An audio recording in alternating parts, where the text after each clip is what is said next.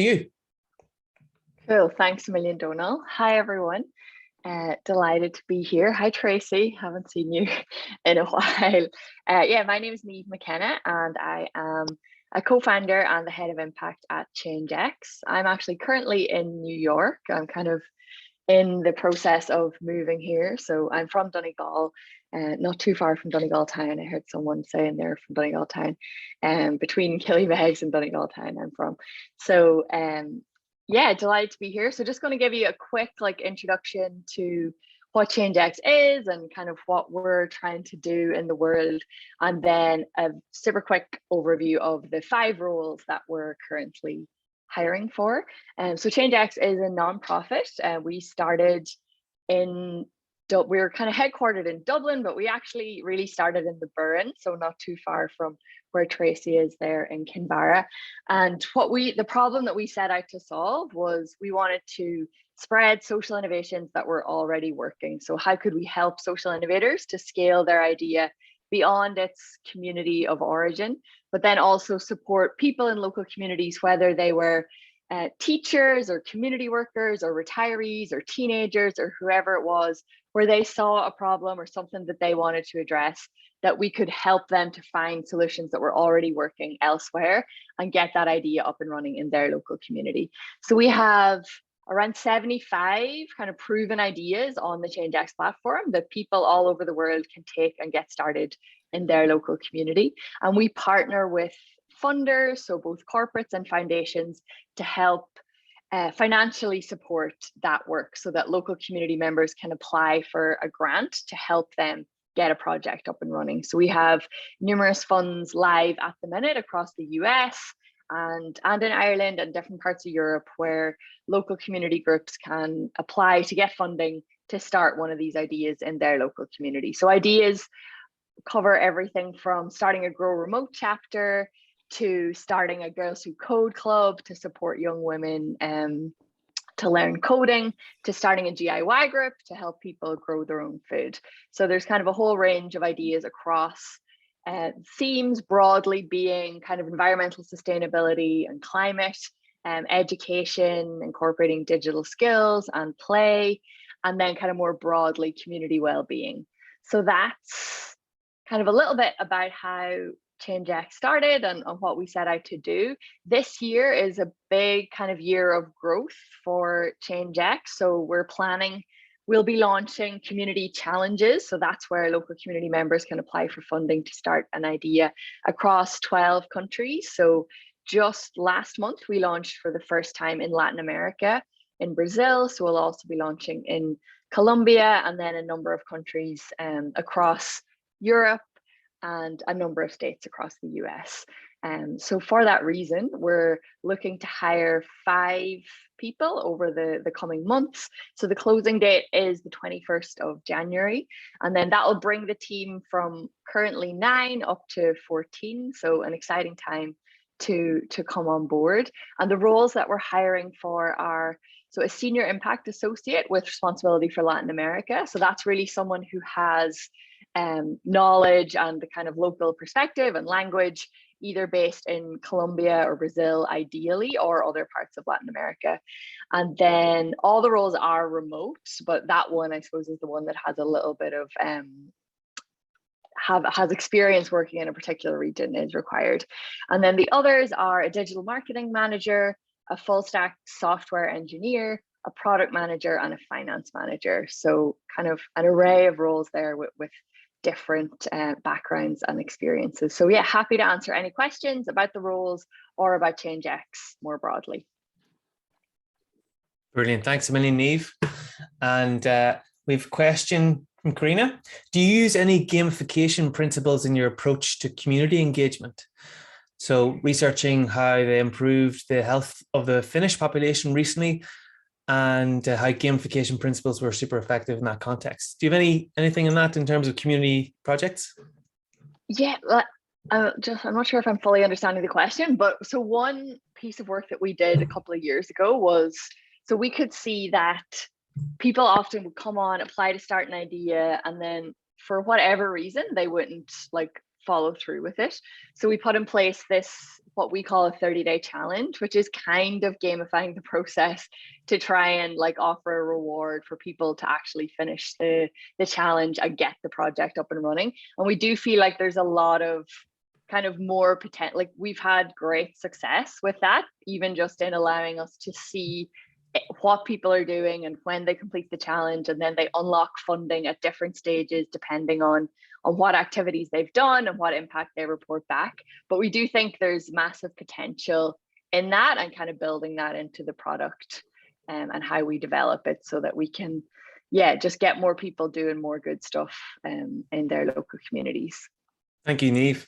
So we have a question from Robert.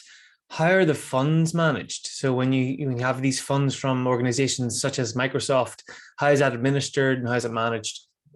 Yeah, so ChangeX kind of takes responsibility for administering those funds. So for example, the last fund we would have launched in the US was in San Antonio, I think. So it's a $50,000 fund. So all that funding is available for local communities to apply. And each idea on the ChangeX platform is kind of allocated a certain amount of funding depending on how much it costs typically to start that project in a local community.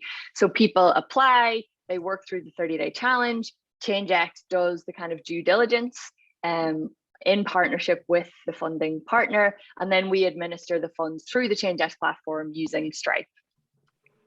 So that's kind of how it works. Right. Just Karina clarifying there, gamification used as a design strategy when developing behavior change. So obviously there will be elements of that in all the different community projects, and it is a very broad, as you were saying, Niamh, really, really broad sort of lots and lots of different countries, firstly, different types of communities and different types of groups. So can you give us an example of a few organizations and a few projects that are sort of going well or that are recent? Yeah, so we've actually we're working on a partnership with Lego Foundation at the minute. So we've been adding quite a few kind of learning through play ideas to the platform.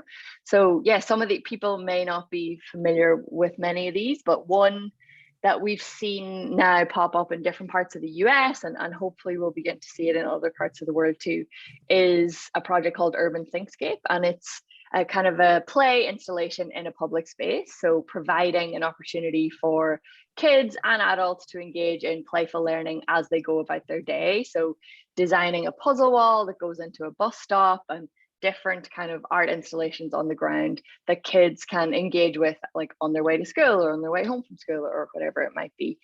So that's one. And then others that people might be more familiar with are things like Repair Cafe, which is kind of an always popular idea on ChangeX. So that originates in the Netherlands, and it's just people coming together in a local community to repair things rather than throwing them away. So kind of an antidote to the throwaway culture that sometimes it's easy to find ourselves in, where if we feel like something isn't working anymore, we throw it away rather than find someone to help us fix it so that we can continue to use it and not just buy a new thing.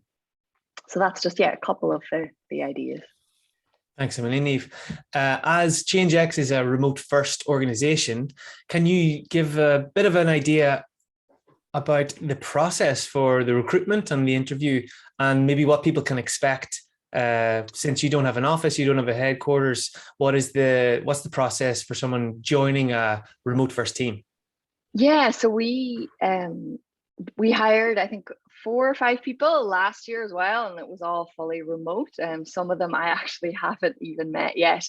So all of our interviews happen on Zoom typically. So anyone who's applying will get the opportunity to meet with a number of people across different teams.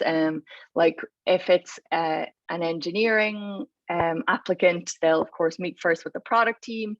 And depending on kind of which team you're applying to work with, you'll get to meet the people that you'll be working directly with, as well as other people from other teams. So typically there'd be 3 or 4 of those Zoom interviews. And then, where it's kind of possible, sometimes people, as we get to the end of the process, might do an in-person meeting if they want, but it's definitely not absolutely necessary.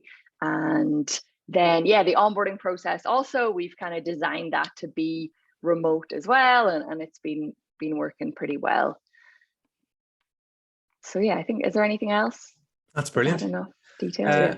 Any other questions? Just put it in, and we'll come back to a sort of open Q&A towards the end in about 10-15 minutes, guys. So thanks for the questions there. Niamh, I'll ask you to hold on while we move over to Siobhán. We're going to invite Siobhán to maybe talk for 5-10 minutes on on Uplift and the new role, the Senior Campaigns Manager. Fantastic. Thanks so much. I'm so jealous, Niamh, you living in New York. Mind you, I'm happy here in West Cork too. So I'm delighted to meet you all. I'm Siobhán O'Donoghue, and I'm the founder of Uplift, and we're 6 years old now. And Uplift is similar to what Niamh is describing, kind of a digital first a campaigning organization. And we founded initially really to kind of give regular people across Ireland an opportunity to take coordinated action for a better Ireland, particularly thinking about things like climate action, equality, social justice, democracy. And in the last 5 years have kind of, I suppose, created a kind of like a constellation of people across the country who are taking coordinated action for progressive change. And there's 340,000 of us now. And the kind of, I'm just thinking in the last year, some of the things that Uplift have been involved in, you know, some of the campaigns you might have heard about, you mightn't necessarily even realize that it was Uplift kind of necessarily involved, but things like, you know, getting, you know, plastic out of the Barry's tea bags was one of my personal favorites. We've been doing a lot of work on, you know, supporting young people to, I suppose, challenge Facebook in terms of their rules and regulations around safety and protection, particularly around Instagram. We had a big action in Dublin a number of months ago called Face Up to Facebook. You know, everything from working on, we've just launched a people powered forest, and already hundreds of people have committed to sponsoring trees, and we've been working to protect the oldest oak forest in Ireland, which is actually in northern part of Cork. We've also been supporting and developing and growing a kind of a sister group in Northern Ireland called Act Now, which kind of comes under the Uplift team as such. So you get a flavour of the kind of campaigns that Uplift members work on, and people can start their own petition on our kind of platform called My Uplift. But then there's strategic campaigns that as a kind of an organization and as a member we really put our resources and our effort behind. So we're a remote working team as well, all over Ireland from Belfast to West Cork, and are designed basically to as a team to work remotely from the very beginning. So things like, you know, we've all kinds of systems and in place, like, you know, we Slack as our main communication channel. We have a morning huddle the team. We're very much kind of designed to maximize and make it really easy to participate as a team, no matter where you are. We're also connected very globally. We're part of a global network called the Open Network. So from from India to South Africa, the US, move on, and the US is one of the founding members of that network, Australia, and several European countries. So there's a lot of training and kind of collaboration that happens globally, a lot of secondments, a lot of shared training, shared discussions. So it's very collaborative.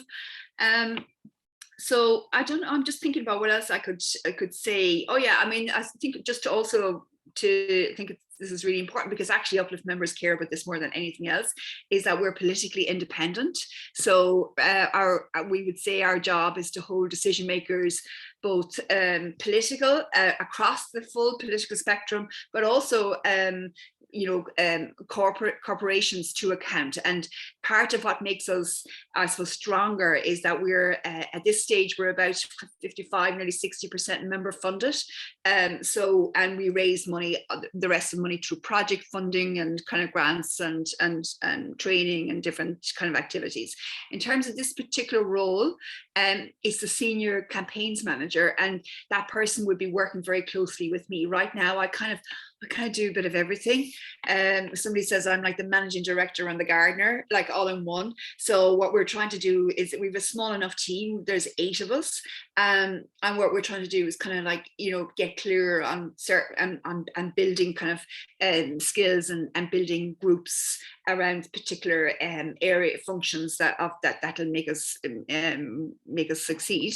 And one of those, obviously, as a campaigning organization, is the campaign. So a senior campaigns manager would be managing the campaigns team, which is quite small. There's 4 people, and very much kind of leading on strategy and kind of supporting the campaigns team to implement our campaign strategies. So we'll be part of the senior leadership team. So there's a lot of scope there for growth and development for somebody who's kind of creative, who has maybe doesn't necessarily even see themselves as having had this kind of role before, but is maybe an excellent writer. Because I mean, obviously, communicate, like how we mainly communicate with members is through email. So being an excellent communicator is kind of like essential. Also shared values, like having been very mission aligned with our core values. But I'm very open and always open to I suppose, thinking outside of the box about what's a good fit in an organization. I've learned over the years that it's not necessarily having a kind of a particular CV that is kind of very like, a PhD related to the issue to the job that we're recruiting. Often some of the best candidates I've ever come across have come from through maybe a very kind of a creative route. So I'm very open to that. There's I think there's the actual closing date is tomorrow evening. So, and there's a very short application form. So I would encourage anybody to have a go and at least put your name in the hat and see what happens. So I'm not sure what else I can say. I've probably gone on longer than 10 minutes. No, that's great, Siobhán. That's fantastic. Thank you. And just to confirm, it's 13th January at 5 p.m. Is that right? 5 p.m. Yeah. Okay, so 5 p.m. Irish time. And you mentioned there that some of the best applications can come from a creative approach. So that's kind of non-linear. Maybe people with different forms of experience, not just the same industry per se. So maybe just can you give some context on that? Like what does that mean in sort of practical terms when you're looking at your team and the makeup of having a good fit? How does that make sense for maybe some of the people on this call, or maybe the applicants who are applying? I mean, like, look at myself. Like, if somebody had said that I'd be running a digital first organization 6 years ago, I would have laughed. I would be the first person that would have laughed. I was I was not very tech savvy, to be put it bluntly. So it's actually still a kind of bit of a running joke that I ended up doing this. But I think at the core of it, what makes somebody succeed in a role like this is our ability to be able to problem solve, take risks, think outside the box, learn on your feet. Not like my whole kind of view would be thinking about some of the people in our team is their capacity to create, essentially, to not be, a lot of the problems that we face in society, in our communities and our lives are not, the same old solutions are not going to actually succeed. So what we need is fresh thinking, new ideas, diverse thinking. I mean, I think that's one of the things I've learned. I'm thinking about one member of our team who is a curator.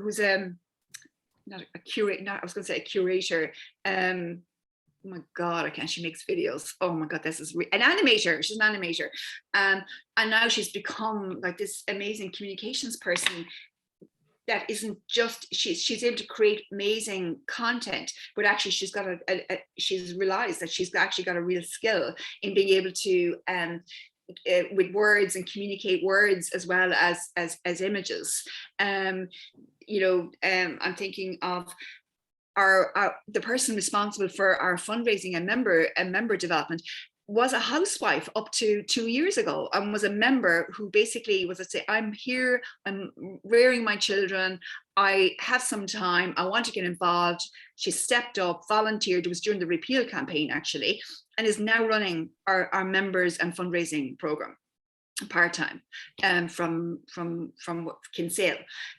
So I'm just trying to give you a sense that really and truly, like I have I've learned this the hard way, like, is that the best people are often not the people who are necessarily fitting a very narrow frame or very narrow box, a definition of what somebody of the role that you want. So I'm very open to that kind of, I suppose, kind of creative and innovative thinking. That's brilliant. Thank you so much, Siobhán. And I might just go back to Niamh, actually, just speaking a little bit more about the sort of technical elements of the work and working remotely, because we all know it can be very challenging. It can be quite isolating, and the work itself, depending on the organization, depending on the sort of types of things that you're doing on a daily basis, it can require certain knowledge of certain tools, certain softwares, certain hardware equipment. So I just wanted to put it to you, Niamh, as a remote first organization, what type of things would you be looking to maybe speak about at interview with candidates, with applicants, in terms of their knowledge and their skill set of remote work? Yeah, so I suppose, like, not unlike Siobhán, I'm definitely not a very techy person either. So the few people that have just joined us actually over the last few months hadn't used some of the tools that we use now. So I don't think that prior experience is really, like, it's definitely not a necessity, but some of the tools that we use to help us work well and collaborate remotely are Slack.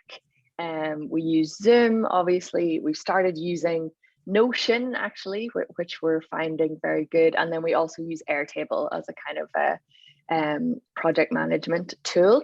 I think the product team and the kind of developers and for the product manager role, they use some additional tools, like they use Trello and more technical tools that I'm not even that familiar with. But the kind of baseline tools that we use are, Slack, Zoom, Airtable, and Notion, I would say. That's great. But they're all super easy to use, and people can get onboarded to them very quickly. And it is worth even just a moment to Google, if you're not familiar with Notion or Airtable or Trello, just Google them, have a little bit of a look and see what the functionality is, see what the layout is, because even that, I'm sure there are loads and loads of YouTube videos, just like 3-minute videos showing you the basics. So all those things can really help, just in terms of confidence, even going forward. And you mentioned earlier on, Siobhán, some of the tools that you're using, use Slack, and are there any other sort of more technical things that you had to learn sort of on the job as well? Yeah, I mean, I've learned even some basic code, which is kind of amazing, which I've discovered is actually quite similar to a knitting pattern. We use a number of bespoke platforms called Speak Out and Identity, which are, if people might have heard of things like Nation Builder or Action Kit, these are actually more bespoke versions of those. So and that's part of that collaboration across our global network, or sisterhood of organizations. We've kind of collectively built some of those. I mean, we use Asana as a kind of a task management project tool, which is great. We use Google quite a bit, in terms of kind of how we organize our systems, basically. And we use Metabase for analytics, which is fantastic if you're not like me, not a professional or trained person in kind of in analytics. Is a really easy way of understanding and tracking metrics. We use a lot of data-based kind of information and analysis to inform decision making and performance. We do a lot of performance kind of monitoring around our kind of, you know, our members' engagement. So we and action rates and, you know, managing all of that. Yeah. And then Slack, I mean, you know, I don't know how we'd survive without Slack. And it's incredible. And I think some of it is about, there's a list of tools, but some of it's about the way we use it as well. I think that's the critical piece, which is like, how do you create a culture, a team culture, where people feel both kind of that they have that they're connected with their fellow team colleagues, have regular good support, like everybody has a weekly check-in. We have we have a strategic plan, we have an operational plan, we do monthly planning, we do a weekly meeting where everybody kind of identifies their core priorities, shares that. We have a morning huddle every other morning for half an hour, like a standing meeting to kind of like basically plan the day, you know. So we're very connected, even though we work remotely. And I think so some of it is about the actual processes as well as the systems that we use. It's how it works together, I think. Brilliant. And I've got a question from Brian here. Is ChangeX open to applicants for the junior developer role? Just see which one. Yeah, so it's one of those 5 there. If you don't have experience in the languages listed, so perhaps some upskilling on the job before starting. I think the kind of basic requirements probably do mean that you need some experience in, I think, React and Ruby are the 2, but it might be worth just reaching out to the email on that role, and they'll be able to give you a more specific answer. But my understanding is that you will need some experience in the languages listed. But it's still worth reaching out, because there may be opportunity to discuss it with the product team, who know much more about those languages than I do. Great. But thanks for the question, Brian. Thanks, Brian. And yeah, any other questions, keep them coming. I've got a question from Karina for Siobhán of Uplift. Is every campaign submitted to Uplift accepted, or is it vetted before it goes live? For example, the recent Operation Transformation controversy. Yeah, every campaign is petition on the My Uplift platform is moderated. We have I would say we have quite a low, like, you know, threshold. We, you know, I think our objective is to be, is like in some ways that the community kind of regulates itself nearly. So we moderate on the basis of our core values, that does it match our core values. So we've got into quite a lot of controversy that you'd never probably hear about publicly, but there's a lot of people that are not very happy with us, especially in the last number of years. There's been quite, obviously we've done quite a bit of work around the far right and extremism, and there's been attempts to kind of manipulate that through our site. We've just had to really be very careful about that.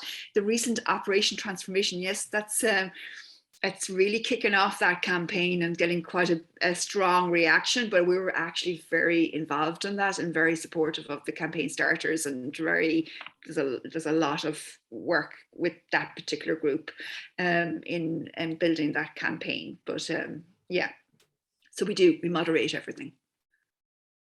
Thanks, Karina. So just getting some other questions in through sort of private messages as well.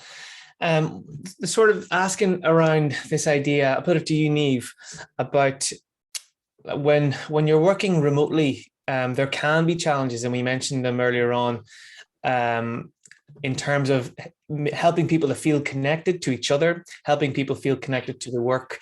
And as you said, you have people from all over. You're in New York yourself. You have people from all over Ireland, all over the world working on the team.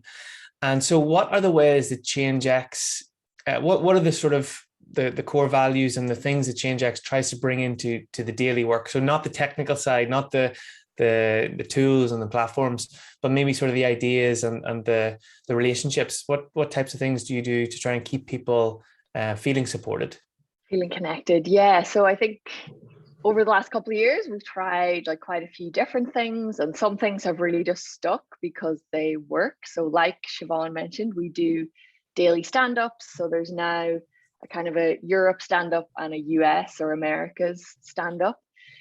So we do those kind of every day, no matter what. And they're just a chance to connect with the team, kind of outline what your priorities, what your highlight was from yesterday, and what your kind of priorities are for today, which we find great. We also do kind of an organization-wide bi-weekly meeting. So just to kind of review where we're at on our kind of quarter goals or annual goals, and also just a chance to connect in to say we also do a kind of a round table on how you're feeling overall, kind of what your highlights have been for the last couple of weeks, and any kind of blockers that you have coming up.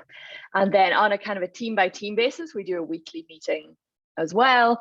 And then we use Slack, like again, like what Siobhán said, kind of the way you use some of these tools, I think is very important. So we do use Slack to try and just stay connected on a more like personal level as well. Like with the most recent Slack channel that was started was a meditation one, because a lot of us had meditation kind of resolutions and goals for the new year, and the only way I think we felt like we could keep them going was to try and be a little bit accountable. I think I've only updated once that I've actually done it so far, but that felt good, so hopefully that will motivate me to keep going.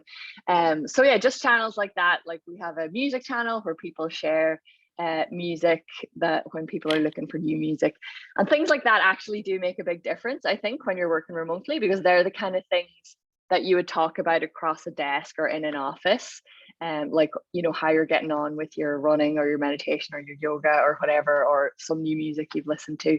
And so being able to use Slack to kind of keep those connections going. And then we also try and do a kind of a monthly, just like a very casual, just no reason kind of meeting, just people getting together. Sometimes it involves playing games or else just chatting about what's going on. And I think that really happened kind of during lockdown when people maybe didn't have a whole lot of other social things going on. So that was something that we've also kept up. And then just to say that we do try and do in-person kind of gatherings. Like so far we haven't done them once a quarter, but we are hoping to kind of establish that as a practice that we'll do it once a quarter. So we did a full team retreat back in October, I think it was. And then a few of us did get together for annual planning as well. So I think like having those, just whether it's twice a year or 4 times a year, but I think having the opportunity for people to come together and actually just hang out and spend time is also good. And it's something that we feel is important to kind of retain in the organization as we grow. So yeah, that's a little bit of some of the things that we've been doing to stay connected. That's great, Niamh, and it gives us a great picture of the measures you put in, because you do need to build that structure in. People think that, you know, relationships happen automatically or sort of organically somehow, but they don't. They have to be built, they have to be invested, and it's great to hear that type of structure put in. I'll maybe put the same thing to you, Siobhán. What types of things in that vein do Uplift do? And then I'll come back with a question for Niamh. And just to let you guys know, we're going to finish up in about 5 minutes, so get your questions in. Thank you. Yeah, I mean, similar, like we have, you know, I think in person communication and kind of connection, relationship building is actually really critical. So we have a global summit every year with all of our across the globe, and we have regular kind of team summits. Some of that has gone out the window since COVID. Like we haven't had a global summit, for example, since the beginning of COVID, but the plan is at the mid-year there'll be a global summit. Sometimes that happens in India or in Australia, and it's fantastic. We all get together for a week. My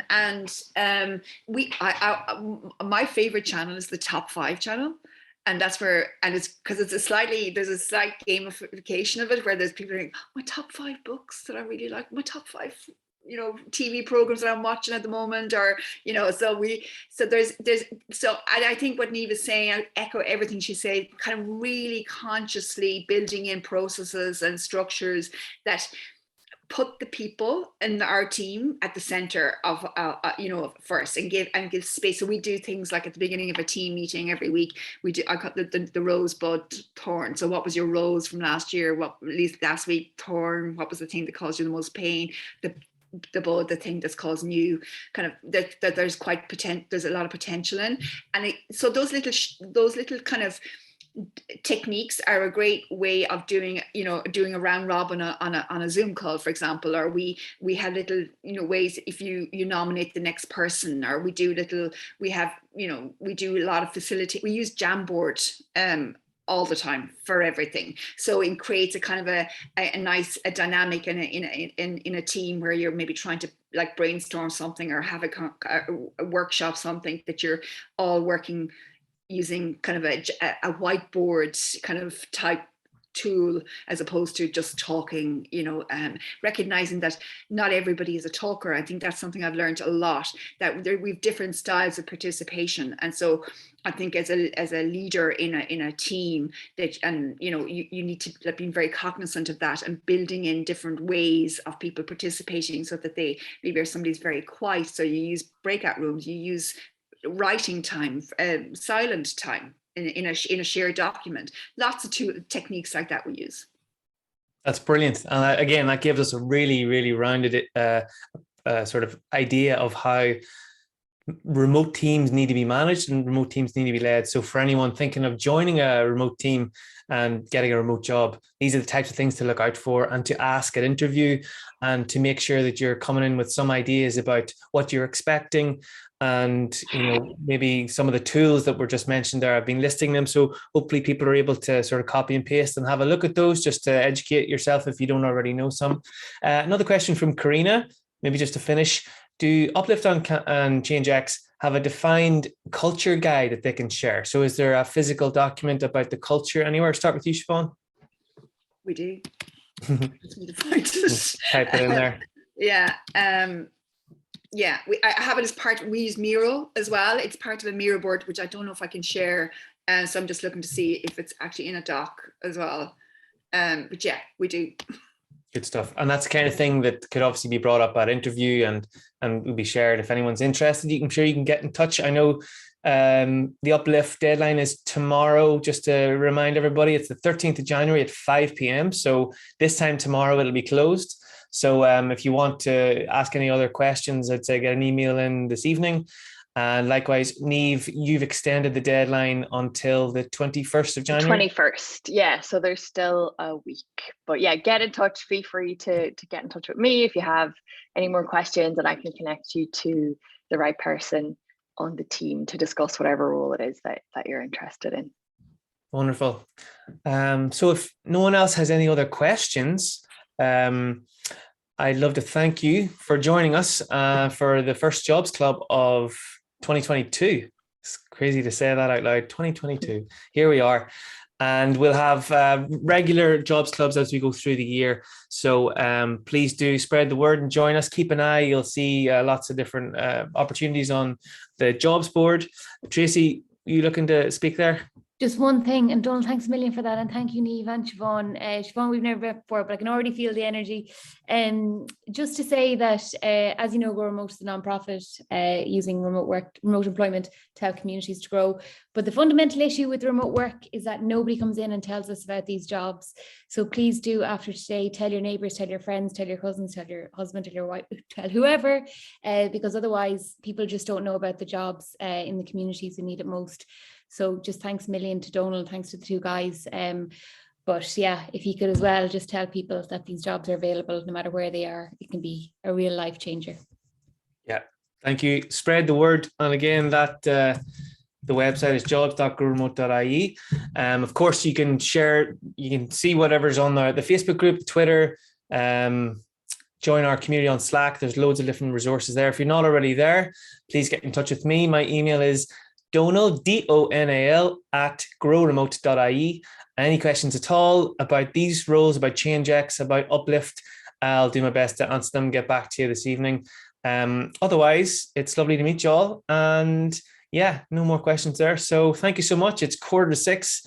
Enjoy your dinner. Thanks a million, guys. Thanks so much, Niamh. Thank you, Siobhán.